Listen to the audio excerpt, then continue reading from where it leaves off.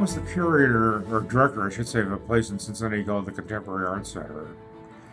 And Mary at that time was a nurse, but she had an art gallery. She created the first contemporary art gallery in Cincinnati. And I said to myself, this is an interesting chick. I've got to check her out. And that was the beginning. Lasted for 57 years. And this is my favorite photograph. It was taken to the Jewish Museum in 1965, and Mary was a beautiful woman.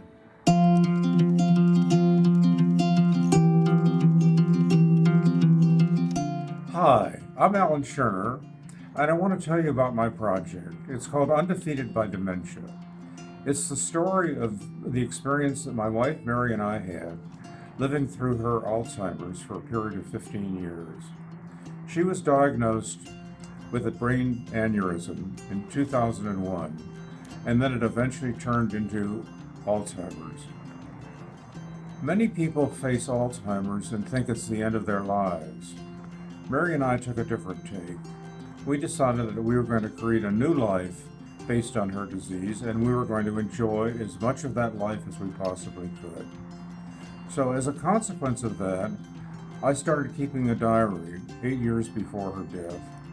And in that diary, I was able to record on a day-to-day basis our experiences.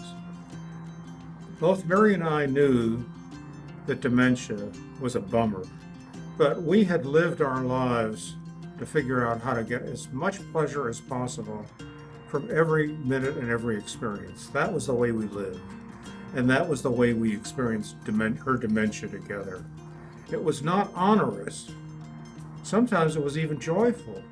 We'd go to the beach at Santa Monica 4 times a month. But Alzheimer's is clearly a disastrous experience for anybody who has any association with it. But it's not the end of the world. There are ways in which 2 people, or other people associated with the Alzheimer's victim, can have decent lives and enjoy a relationship. And that's my story.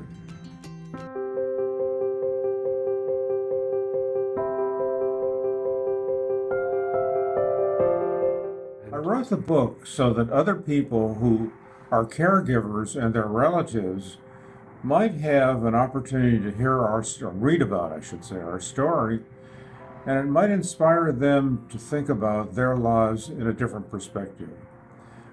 Mary was a sensational cook, but food was central to our lives. One of the favorite things that I made for Mary was frozen shrimp with a tomato sauce that was then I served over orzo. And we would sit and have dinner together 5 nights a week. And Mary would say to me time and time again, spontaneously, when she could hardly talk, she said this actually 4 weeks before she died. She said, "Allon, I will love you forever."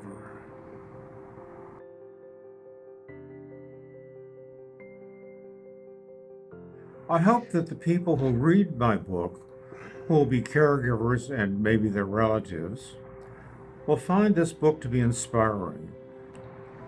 It's a terrible disease.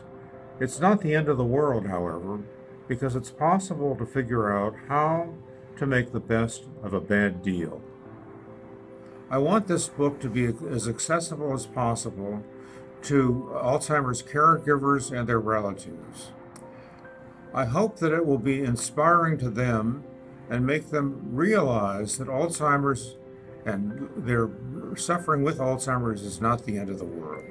Your donation to this campaign will pay for text editing, copy editing, graphic design to produce an ebook, which will be available for 99 cents on Amazon. Any profits from this book will go to the Memory Aging Center, Department of Neurology, USC, Keck Medicine. Thank you for your support. It will mean a lot to many people.